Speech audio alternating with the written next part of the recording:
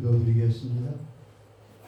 거룩하신 아버지 하나님, 저희에게 은혜를 주셔서 고난 중에도 감사하며 찬양할 수 있도록 믿음 주심을 감사합니다.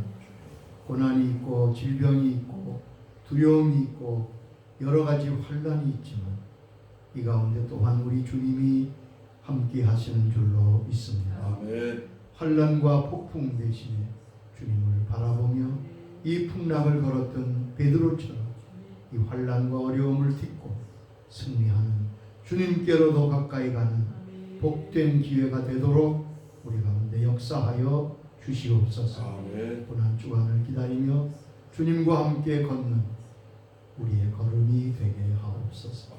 예수님의 이름으로 기도하옵나이다. 아멘.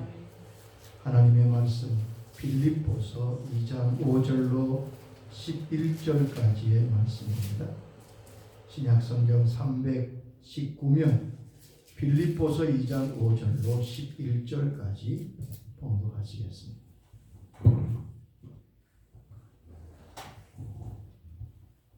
너희 안에 이 마음을 품으라. 곧 그리스도 예수의 마음이니 그는 근본 하나님의 본체시나 하나님과 동등됨을 취할 것으로 여기지 아니하시고 오히려 자기를 비워 종의 형체를 가져 사람들과 같이 되었고 사람의 모양으로 나타나셨으며 자기를 낮추시고 죽기까지 복종하셨으니 곧 십자가에 죽으심이라. 이러므로 하나님이 그를 지극히 높여 모든 이름 위에 뛰어난 이름을 주사 하늘에 있는 자들과 땅에 있는 자들과 땅 아래 있는 자들로 모든 무릎을 예수의 이름에 꿇게 하시고 모든 입으로 예수 그리스도를 주라 시인하여 하나님 아버지께 영광을 돌리게 하셨느니라. 아멘. 예수 그리스도의 마음을 품으라. 예수님의 마음을 품으라. 말씀을 전하겠습니다. 주님께서 십자가를 지시기 위해서 예루살렘을 향하여 올라가시고 또한 골고다로 올라가시는 종려주일과 고난주간을 저희가 맞고 있습니다. 5절 말씀에 너희 안에 이 마음을 품으라. 곧 그리스도 예수의 마음, 주님의 마음을 품는 자가 되라고 말씀하십니다. 70년대에 그 당시에 남자 청년들이 아주 머리를 길게 기르는 장발이 유행할 때가 있었습니다. 그때 경찰들이 가위를 가지고 거리에 나가가지고 머리 긴 청년들을 붙들어서 머리를 잘랐어요. 저희들이 대학 시절에 직접 겪었던 일이지요. 참 왜 그랬는지를 모르겠어요. 근데 어느 교회에 한 청년이 있는데 이 청년이 머리가 어깨까지 내려와요. 근데 용케도 걸리지 않고 교회를 나오는 거예요. 목사님이 하루는 이 청년을 불렀습니다. 자네 왜 이렇게 머리를 기르나? 물론 곡절이 있겠지요. 근데 청년이 목사님 방에서 목사님 보면서 아무 대답도 안 하고 옆에 있는 그림을 이렇게 바라보고, 저기도 그림 그렸는데 예수님의 그림을 이렇게 보면서 저는 예수님을 닮고 싶어서 머리를 기릅니다. 목사님이 할 말이 없는 거예요. 손가락을 닮아도 예수님을 닮겠다는데 뭐라고 합니까? 자, 긴 머리를 닮는다고 해서 예수님을 닮는 것은 아니지만 사람이 닮는다는 것은 참 의미가 있습니다. 얼굴을 닮는 경우도 있습니다. 성격을 닮는 경우도 있습니다. 습관을 닮는 경우도 있습니다. 이 닮는다는 것은 두 가지인 것 같아요. 선천적이거나 혹은 여러 해를 같이 있으며 닮는 거지. 제가 좀 놀란 것은 우리 손주들을 보니까 깜짝 놀랐어요. 특별히 우리 손녀가 태어났는데 사람들이 다 그래요. 아, 할아버지. 그러면서 보니까 정말 그 외형이 꼭 우리 집안이. 이게 닮는다는 게 참 무서운 거구나. 자, 무엇과 함께 하느냐, 누구와 함께 하느냐에 따라서 우리의 삶의 모습이 달라집니다. 스승을 배우고 부모를 닮는 것이 매우 중요합니다. 그러나 꼭 닮아야 할 분을 성경은 말씀합니다. 너희 안에 이 마음을 품으라. 예수 그리스도의 마음이, 예수 그리스도의 마음을 품으라는 말은 예수님을 닮으라는 말씀이지요. 주님의 마음을 품고 살아갈 때 우리는 예수님처럼 닮게 됩니다. 본래 하나님께서 사람을 만드실 때 흙으로 지은 사람 안에 하나님의 형상을 넣어주셨잖아요. 그래서 하나님의 형상이라는 말은 하나님의 마음이 그 속에 담겨졌다는 거죠. 아담과 하와는 하나님의 마음을 품고 이 땅에 태어났습니다. 그래서 하나님을 섬기고 만물을 사랑하고 바른 판단을 할 수 있는 복된 사람들이었습니다. 그런데 사단이 아담과 하와를 유혹해서 그 마음 속에 악한 마음을 심었습니다. 여러분, 아담과 하와가 변한 것은 아무것도 없어요. 겉모습은 같은데 전혀 다른 사람이 된 이유가 무엇입니까? 그것은 그의 마음이 달라졌기 때문입니다. 사단이 사람 마음 속에 심어준 마음은 크게 세 가지입니다. 첫째는 사단은 사람에게 교만한 마음을 넣어줍니다. 이 마음을 가졌기에 하나님처럼 될 수 있다고 생각합니다. 하나님을 대적하며 바벨탑을 쌓습니다. 오늘도 하나님을 대적하고 부정하고 무시하는 생각은 모두 사탄이 넣어준 생각. 그러므로 이 교만을 주의해야 됩니다. 두 번째, 사탄은 사람의 마음 속에 서로 다투는 마음을 넣어주었습니다. 이 다투는 마음 때문에 가정에서 다투고 형제가 다투고 인류가 싸우고 아들대님이 살인사건이 일어나는 것을 볼 수 있습니다. 여러분, 다투는 마음은 바로 사단이 우리에게 주는 마음입니다. 세 번째는 인간이 사단에게 받은 무서운 마음은 바로 거짓된 마음입니다. 사람의 마음 속에 뿌리 깊이 내리고 있는 거짓말은 악마가 준 마음입니다. 그래서 하나님을 모르고 하나님을 대적하는 사람일수록 공통적인 것이 무엇이냐? 거짓된 것입니다. 마귀는 그 마음을 지배하는 거짓된 마음을 집어넣어서 도무지 참이란 진실이란 없게 되는 거죠. 여기 주님께서 너희 안에 이 마음을 품으라. 사단에게 빼앗긴 마음을 되찾으려면 우리가 주님의 마음을 품어야 할 것입니다. 여러분, 성경에 보면 사람의 중심은 바로 마음입니다. 마음의 태도가 문제며 마음의 자세가 문제입니다. 성경은 그렇게 말씀하지요. 그 사람의 마음 상태는 그 사람 전체에 영향을 미친다고 말씀합니다. 우리 잠언 15장 13절을 한번 읽어보십시다. 잠언 15장 13절에 보면 사람의 마음의 상태가 그 마음 삶의 표정이 어떻게 나타난다고 했습니까? 잠언 15장 마음의 즐거움은 얼굴을 빛나게 하여도 마음의 근심은 심령을 상하게 하느니라. 마음의 즐거움은 얼굴을 빛나게 하는, 그 얼굴을 보면 그 사람의 마음 상태가 나타난다는 말이죠. 그러면서 또한 성경은 말씀하시기를 가장 중요한 것은, 가장 강한 사람이 누구냐? 마음을 다스릴 줄 아는 사람, 마음을 지키는 사람이 가장 강한 사람이라고 성경은 말씀합니다. 자, 16장 32절, 잠언 16장 32절에 이렇게 말씀하셨지요. 노하기를 더디하는 자는 용사보다 낫고 자기의 마음을 다스리는 자는 성을 빼앗는 자보다 자, 낫다. 노하기를 더디하는 자는 용사보다 낫다. 자기 마음을 다스리는 사람은 성을 빼앗는 자보다, 정복자보다 더 강한 자다. 이게 성경의 말씀이에요. 그래서 우리가 무엇보다 가장 중요한 것은 우리의 마음을 다스리는 것이라고 말씀합니다.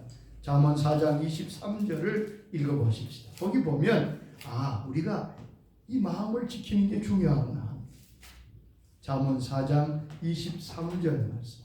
무릇 지킬 만한 것보다 더욱 내 마음을 지키라. 생명의 근원이 이에서 남이니라. 자, 지킬 것이 많은 것 같지만 가장 중요한 것은 내 마음을 지켜라. 왜냐하면 생명의 근원이 그 마음에서 나온다.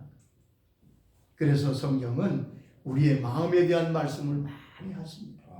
그만큼 우리의 마음이 중요한 것이죠. 자, 그 가운데 몇 가지를 보십시다. 왜 우리 마음이 그렇게도 중요합니까? 첫째, 나의 마음은 하나님이 나를 보시는 부분입니다. 자, 하나님이 나를 보고 계시지요. 하나님이 나를 보시고 판단하시고 나를 바라보시는 기준이 어디 있겠습니까? 바로 그 기준은 우리의 마음입니다.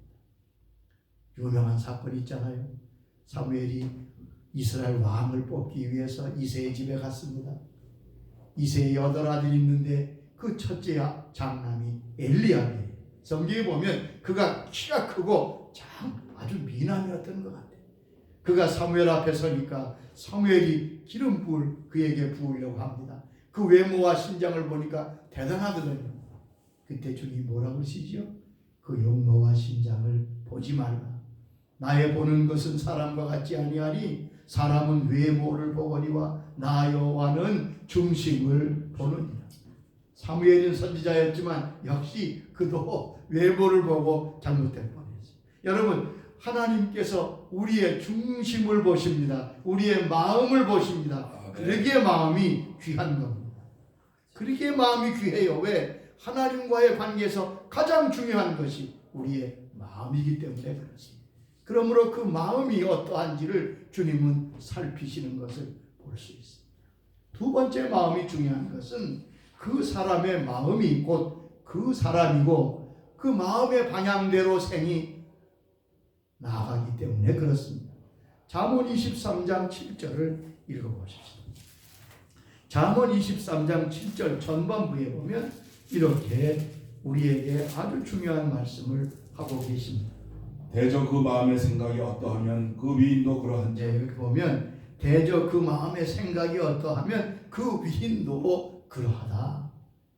굉장히 중요한 말씀이죠. 그 사람의 평가는 그 사람의 생각이다. 그 마음이다. 그렇게 성경은 정확하게 정의하고 계신 겁니다. 그 사람의 외모나 지식이나 재능이나 명예가 그를 평가하는 기준이 아닙니다. 우리는 미련하니까, 우리는 부족하니까, 마음을 보지 못하니까 사람을 평가할 때 외모로 평가하고 지식으로, 명예로, 또한 재물로 평가하는 것이 되게 일반적입니다. 그런데 성경은 말씀하시기를 그 사람의 마음의 생각이 그 사람의 참된 모습이다. 그리고 그 마음의 생각대로 인생이 따라가게 되어 있습니다. 우리의 마음은 커다란 공장과 같습니다. 그곳에서 무엇을 만들어내느냐에 따라서 그의 삶에 나타나는 것입니다. 선으로 나타나든지 악으로 나타나든지. 마음은 사람의 모든 행동과 말을 만들어내는 대장간과 같습니다. 마음의 결정이 그 생애를 결정합니다. 내가 누굴까요? 여러분, 고민할 것 없습니다. 내가 생각하는 마음의 생각이 누군가를 보면 됩니다. 저 사람이 누가 악한 자입니까? 여러분, 악한 생각을 하는 자가 악한 자예요. 악한 마음을 품는 자가 악한 자. 그러므로 마음을 지킨다는 것은 영혼을 지킨다는 뜻이요, 마음을 지킨다는 것은 목숨을 지킨다는 뜻이요, 인격을 지킨다는 뜻입니다. 위대한 조각가 미켈란젤로는 너무나 유명한 조각가지. 저는 그 미켈란젤로가 조각했던 피에타, 예수님의 모친 마리아가 십자가에서 예수님의 그 시신을 내려서 안고 절규하는 모습을 그렸던 그 피에타를 그 베드로 성당에서 보면서 참 크게 인상을 받은 적이 있어요. 그는 어려서부터 뛰어난 재능을 보였던 조각가였던 것 같습니다. 스승이 그 천재성을 보면서 그에게 이렇게 묻습니다. 얘야, 너는 장차 어떤 사람이 되고 싶으냐? 이 천재가 대답합니다. 저는 역사에 기록될 만한 아주 위대한 조각가가 되고 싶습니다. 스승이 사랑스러운 얼굴로 다시 묻습니다. 그러면 어떻게 하면 내가 그렇게 될 것 같으냐? 천재가 대답합니다. 재능과 기술을 더 연마하고 열심히 배우고 훈련하면 되지 않겠어요? 스승이 말합니다. 아니다. 나를 따라오너라. 그리고 그 스승은 미켈란젤로를 데리고 복잡한 시내를 지나 시내 조판에 큰 술집으로 가. 그 시에서 가장 큰 술집이에요. 그런데 그 술집에 가보니까 입구에 좋은 조각들이 막 쌓여 있어요. 아름다운 미술품들이 그 곳곳에 진열되어 있습니다. 담배 연기에 서로 싸우는 소리에 이런 소란한 곳에 이런 귀한 예술품이 있다니, 이건 예술에 대한 모독이다. 어린 미켈란젤로의 마음속에 그런 생각이 들었다고 하고, 스승은 다시 이 천재를 데리고 갑니다. 그리고 큰 예배당에 데리고 갑니다. 그 큰 예배당에 역시 예술 작품과 조각들이, 예수님의 상, 마리아 상, 이런 조각들이 거기에 잘 보존되어 있고 진열되어 있습니다. 그 앞에서 사람들이 기도하며 하나님을 찬양하는 것을 봅니다. 미켈란젤로는 이 모습을 보면서 생각했다는 거예요. 여기는 확실히 이 예술품들이 놓일 만한 곳이구나. 스승은 그렇게 교훈합니다. 이제 생각해야 한다. 공부도 중요하고 기술도 중요하고 좋은 작품도 중요하지만 문제는 무엇을 위해 할 것인가를 먼저 결정하는 것이 중요하다. 내가 무엇을 위해 예술을 할 것인가? 내가 누구를 위해서 이 조각을 조각할 것인가? 이것부터 결정하고 예술가가 되도록 해라. 이때 미켈란젤로는 이렇게 결심했다고 전합니다. 나는 하나님을 위해서, 하나님의 영광을 위해서 나의 모든 예술과 조각을 드리리라. 그의 위대한 조각품들이 지금까지 감동을 주는 이유가 바로 거기에 있습니다. 또한 여기 사람의 마음이 귀한 것은 우리의 마음에 우리 주님이 계시기 때문에 그렇습니다. 성도의 마음은 주님의 십자가의 보혈로 씻겨져서 새롭게 된 마음입니다. 주님께서 우리 마음에 계시기 때문에 성경은 우리를 하나님의 성전이라고 부르고 있습니다. 에베소 3장 17절 보면 믿음으로 말미암아 그리스도께서 너희 마음에 계시게 하옵시고, 이처럼 우리 마음은 귀한 것입니다. 여러분, 예수 믿는 사람이 누구겠습니까? 교회 나오는 사람이요? 직분자요? 그건 하나의 겉모습에 불과하고, 내가 진짜 하나님의 사람인 것을 어떻게 알 수 있습니까? 자, 고린도후서 13장 5절 말씀, 이것이 여러분 다 찾아보세요. 이거 아주 중요한 말씀. 내가 진짜 그리스도인인가를 밝혀주는 말씀이 고린도후서 13장 5절에 나와 있습니다. 이것이 바로 참 믿음이라고 바울을 통해서 우리에게 말씀합니다.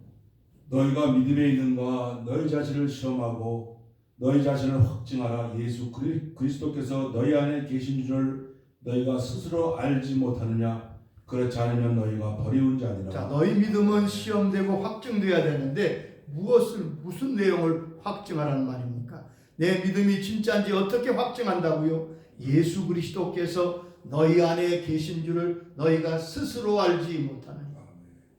아니, 우리 집에 계신 분을 내가 모를 리가 있겠나요? 우리 주님이 내 마음에 계시다면 우리는 분명히 알게 돼 있어요. 그게 점검 안 하는 거예요. 내 속에 주님이 계시냐? 내 속에 주님께서 지금 좌정하고 계시고 함께 계시냐? 그렇다면 너는 하나님의 사람이라는 거예요. 여러분, 하나님의 사람은 어느 교회를 다니는 데 있지 않습니다. 직분을 맡는 데 있지 않습니다. 예수 믿는다는 것은 바로 주님께서 내 마음에 와 계신다는 것을 의미하는 말입니다. 그래서 우리의 마음이 귀합니다. 자, 그러면 우리가 품어야 될 예수 그리스도의 마음은 어떤 마음이라고 우리에게 말씀합니다. 빌립보 2장 다시 본문으로 돌아가 보십시오. 빌립보서 2장 5절 이하에 보면 예수 그리스도의 마음을 품으라고 말씀하면서 주님의 마음이 어떠한 마음이셨음을 우리에게 말씀합니다. 자, 2장 6절 보면 그는 근본 하나님의 본체시나 하나님과 동등됨을 취할 것으로 여기지 아니하시고 오히려 자기를 비워 종의 형체를 가지사 사람들과 같이 되셨고 사람의 모양으로 나타나 자기를 낮추시고. 보세요. 첫째, 예수님의 마음은 자기를 낮추시는 마음입니다. 주님의 마음은 낮아지신 마음입니다. 자, 주님은 하나님이신데 자기를 낮추셔서 사람이 되셨어요. 하늘을 버리시고 땅에 내려오셨습니다. 하나님의 높으신 형체를 버리시고 사람의 형체, 그것도 종의 형체를 가지셨다고 말씀하십니다. 여러분, 그런 생각해 보셨어요? 한 20살 되었을 때 10살 때 입었던 옷을 입어보세요. 그게 들어가기도 잘 않겠지만 만약에 20살 된 청년이 10살 때 아이 때 자기가 초등학교 때 입었던 옷을 입었다고 생각해 보세요. 어떻겠어요? 이게 뭐 얼마나 갑갑하고 얼마나 답답하겠어요. 자, 그렇죠. 그런데 하물며 하나님께서, 우주의 주인께서, 창조주께서 사람의 옷을 입고 사람이 되셨어요. 주님이 얼마나 답답하셨을까요? 그런 생각 안 해보세요? 여러분, 창조주께서 사람이 되셨다는 건 이건 보통 문제가 아닙니다. 왜 그렇게 우리 낮아지셨습니까? 우리를 만나기 위해서, 구원하시기 위해서. 주님께서 낮아지심으로 우리가 주의 자녀가 된 것입니다. 아멘. 그 마음을 못 받으라는 말이에요. 그러므로 진정한 그리스도인은 마음을 높일 수가 없는 거예요. 우리가 주님의 마음을 본받는 비결은 우리도 마음을 낮추어서 주님의 마음을 따라 사는 것일 것입니다. 유명한 수도사 요한 파울로는 사람의 내적 생명을 고갈케 하는 것이 무엇인가를 그의 평생의 삶을 통해서 가르치고 있습니다. 자, 우리의 내적 생명이 점점 풍성해지는 사람이 있는가 하면 자꾸 그 내적 생명이 고갈돼서 메말라 광야처럼 되는 사람. 그 이유가 무엇이 그럼 우리의 내적 생명을 갉아먹느냐 그리고 고갈시키느냐. 그런 두 가지를 말했습니다. 첫째는 세속적인 교만이다. 교만한 마음은 그의 생의 생명을 고갈시킵니다. 메마른 인생이 되게 합니다. 여러분, 교만하는 것이 대단히 좋은 것 같죠? 그런데 그 교만하면 그 내적 생명은 점점 고갈돼서 결국 메마른 인생이 되고 점점 더 교만해져 누구처럼 됩니까? 사단처럼. 사단이 되는 거예요. 두 번째는 감각적 만족을 추구할 때라고 했습니다. 감각적 만족을 추구하면 반드시 거기에 내적 생명의 고갈이 있다. 보세요. 자기가 하고 싶은 대로 술을 마시고 마약을 하고, 여러분, 그 감각적 만족을 따라갔던 사람의 최후가 어떻습니까? 결국 그는 모든 내적 생명을 고갈시켜서 피폐하고 황폐한 인생이 되고 마는 것. 주님의 마음은 낮아진 마음. 아멘. 낮아진 마음이 가장 복된 마음입니다. 아멘. 낮아진 마음이 가장 안전한 자리입니다. 아멘. 그리고 가장 하나님이 높여주시는 마음일 거예요. 아멘. 두 번째 여기 보면 2장 8절에 여기 보면 자기를 낮추시고 사람의 모양으로 자기를 낮추시고 죽기까지 복종하셨다. 두 번째 주님의 마음은 하나님의 뜻에 복종하는 마음이었습니다. 죽기까지 복종하셨어요. 여러분, 예수님은 하나님이십니다. 성자 하나님이십니다. 그런데도 죽기까지 아버지 하나님께 복종하셨으니 곧 십자가에 죽으십니다. 주님은 하나님께 죽기까지 복종하셨다. 이거 여러분 대수롭게 볼 말씀이 아니잖아요. 하나님이신 그분이 사람이 되셔서 하나님 아버지께 죽기까지 복종하셨는데 피조물인 저와 여러분이 하나님께 거역하면 이게 앞뒤가 맞는 얘기겠어요?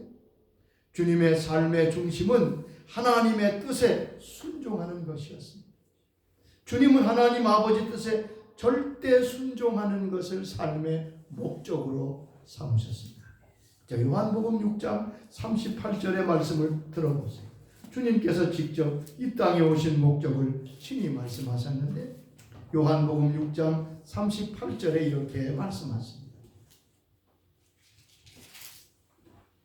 내가 하늘로서 내려온 것은 내 뜻을 행하려 함이 아니요 나를 보내신 이의 뜻을 행하려 함이니라. 자, 내가 하늘에서 내려온 것은 내 뜻을 행하려 함이 아니다.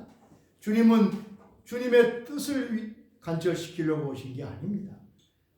나를 보내시니 하나님 아버지의 뜻을 행하려 하시니. 주님은 이 땅에 사시는 전생애 동안 매일 하나님의 뜻대로 순종하며 사셨습니다. 십자가를 앞두시고 겟세마네에서 간절히 기도하신 것 여러분 기억하시지요? 얼마나 간절히 기도하셨든지 땀방울이 떨어져 핏방울처럼 땀이 떨어진 게 아니라 피가 떨어진 거죠. 아마 예수님의 눈에 신빛이 다 터졌던 것 같습니다.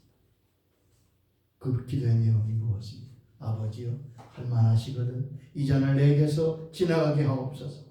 그러나 내 원대로 마시고 아버지 원대로 하옵소서. 여러분 순종하는 마음 가지는 건 쉬운 것이 아닙니다. 원래 우리 이 아담 이후의 DNA는 순종이 없어요. 불순종이 거역성이 우리의 본성입니다. 그러므로 순종은 배워야 돼요. 이 마음을 꼭 배우시기 바랍니다. 순종은 하나님이 가장 기뻐하시는 마음입니다. 하나님의 뜻을 이루는 길이 바로 순종입니다. 하나님은 순종하는 자를 통해서 영광을 받으십니다. 하나님이신 우리 주님이 낮아지시고 죽기까지 순종하셨기에 하나님의 뜻을 이룰 수가 있었습니다. 여러분 순종하는 마음을 배울 때 어떻게 해야 되겠습니까? 첫째는 하나님의 생각과 내 생각이 다름을 인정해야 됩니다. 여기서부터 출발하는 거예요. 이사야 55장 8절에 내 생각과 너희 생각은 다르다고 분명히 말씀했지요. 왜 사람들이 자꾸 하나님의 말씀에 불순종합니까? 그 말씀이 내 생각 같지 않거든. 같지 않다고 했잖아요. 지금. 여러분 절대 하나님의 말씀은 저와 여러분의 생각 같지 않습니다. 그렇기 때문에 내 생각을 접고 하나님의 생각을 따라야 순종할 수 있는 겁니다. 이걸 꼭 기억하세요. 왜 다를까? 다르지요. 달라야 정상이지. 하늘과 땅처럼 하나님과 우리 생각이 같을 수 없습니다. 두 번째는 계산하지 말아요. 내 계산대로 되지 않습니다. 순종하는 사람을 계산하지 않습니다. 계산하면 순종하기 어렵습니다. 세 번째는 하나님의 말씀에 신뢰해야 말씀을 의지하고. 여러분 베드로가 그러면서 참 위대한 하나님의 사람이에요. 그는 갈릴리 자란 어부 아니에요. 갈릴리 바다를 손바닥처럼 보는 어부인데 밤새 고기를 잡지 못해요. 아마 하나님께서 천사를 보내서 잡지 못하게 했는지 몰라도 어쨌든 그 밤에 한 마리도 잡지 못해요. 근데 주님께서 낮에 말씀을 전하시니 베드로에게 하신 말씀이 무엇이었지요? 저 깊은 데 그물을 내라. 자, 여기에 순종을 한번 살펴 봅시다. 자기는 어부입니다. 그리고 바다는 자기 앞마당 같아요. 예수님은 직업이 뭐였었어요? 목수잖아요. 아니 목수가 와가지고 저기다 그물 던져. 그럼 여러분 듣겠어요? 그게 상식적으로 안 맞잖아요. 그 때문에 여기서 순종이 어렵다는 거예요. 근데 베드로가 뭐라고 밤이 맞도록 수고하여 얻은 것이 없지만은 자기 전문성을 받아. 그러나 말씀에 의지하여 내가 그물을 내리리이다. 여러분 계산하지 말고 그분은 목수이기 전에 하나님이시잖아요. 말씀에 의지하여. 베드로가 말씀을 들어보니까 그분은 목수가 아니거든. 그리고 그 말씀에 순종할 때 전혀 뜻밖의 그물이 찢어질 정도로 건지오는 것을 보게 돼요. 마지막으로 그러면 어떻게 주님의 마음을 품을 수 있습니까? 성경은 말씀 첫째는 주님을 깊이 생각하는 것. 히브리 3장 1절 읽어보세요. 신약성경 히브리 3장 1절에 보면 우리가 주님의 마음을 품는 비결이 여기 잘 나타나 있습니다. 354페이지 히브리 3장 1절 말씀. 그러므로 함께 하늘에 부르심을 입은 거룩한 형제들아 우리의 믿는 도리의 사도시며 대제사장이신 예수를 깊이 생각하라. 예수님을 깊이 생각하라. 여러분 주님의 마음을 품는 비결은 생각하는 것. 주님을 생각하면 생각할수록 그 주님의 마음이 우리의 마음 속에 와서 자리 잡게 될 것입니다. 예수님을 깊이 생각하라. 우리가 주님을 깊이 생각하는 동안 우리의 마음 속에 우리의 인격 속에 주님께서 들어오시게 될 것입니다. 두 번째는 주님을 사모하며 가까이 해야 됩니다. 사람은 가까이 하는 대상을 담습니다. 여러분 전혀 다른 두 사람이 만나서 결혼하여 가정을 이룹니다. 근데 어떻게 되지요? 세월이 갈수록 어떻게 보면 전혀 닮지 않은 부분을 점점 닮아갑니다. 왜냐하면 늘 가까이 있기 때문에. 야고보 4장 8절에 하나님을 가까이 하라. 그러면 너희를 가까이 하신다. 어쨌든 하나님을 가까이 하면 여러분 하나님을 가까이 할 때 그때 비로소 우리가 주님을 닮을 수가 있게 되는 거죠. 세 번째는 배우라고 말씀합니다. 마태복음 11장 29절을 한번 읽어보세요.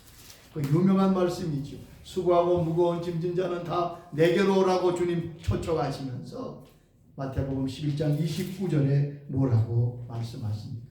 나는 마음이 온유하고 겸손하니 나의 멍에를 베고 내게 배우라. 그러하면 너희 마음이 쉼을 얻으리라. 자, 나를 배워라.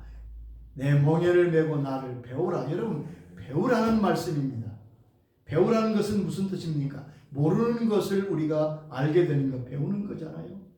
예수님은 배워야 됩니다. 가르치시는 분이 누구십니까? 성령님이시지. 성령님께 늘 기도하시기 바랍니다. 주님을 알게 하여 주시옵소서. 주님을 깨닫게 하여 주시옵소서. 우리가 세상 배울 것 많지만 가장 중요한 건 주님을 배우는 것. 우리가 사순절 마지막 고난주간을 앞에 두고 있습니다. 그리고 사순절을 지나 고난주간을 지나서 부활에 이르게 될 것입니다. 너희 안에 이 마음을 품으라. 이 고난주간 한 주간을 시작하면서 주님 이 한 주간만이라도 우리가 주님을 깊이 생각하고 깊이 주님께 가까이 가. 그래서 주님의 마음을 더 깊이 우리 가운데 모시는 은혜가 있도록 성령님 도와주시기를 주의 이름으로 축원합니다. 아멘. 기도하십시오. 주님 감사합니다. 종료주일 고난주간을 시작하면서 저희에게 말씀해 주셔서 감사합니다. 너희 안에 이 마음을 품으라. 나의 마음은 무엇을 품고 있는지 주님 모든 세상적인 것 깨끗이 못한 것 다 비우고 이 한 주간 주님의 마음으로 채워지게 하여 주시옵소서. 아멘. 주님의 마음을 채워주시옵소서. 성령님 우리에게 역사하셔서 주님을 깨닫게 하시고 주님을 가까이 하고 주님을 생각할 때 그 주님의 놀라우신 은혜가 주님의 놀라우신 음성과 주님의 놀라우신 귀한 은혜가 우리 심령들에게 임하게 하여 주시옵소서. 아멘. 그래서 주님의 마음을 품고 주님과 함께 골고다로 올라가는 저희의 걸음이 되게 하옵소서. 아멘. 예수님의 이름으로 기도하옵나이다. 아멘. 이제는 우리 주 예수 그리스도의 아버지 하나님의 사랑하심 성령님 감화하시며 인도하시며 교통하시며 주님의 마음 품기를 간절히 소원하는 모든 주의 자녀들 위해 함께 있을지어다.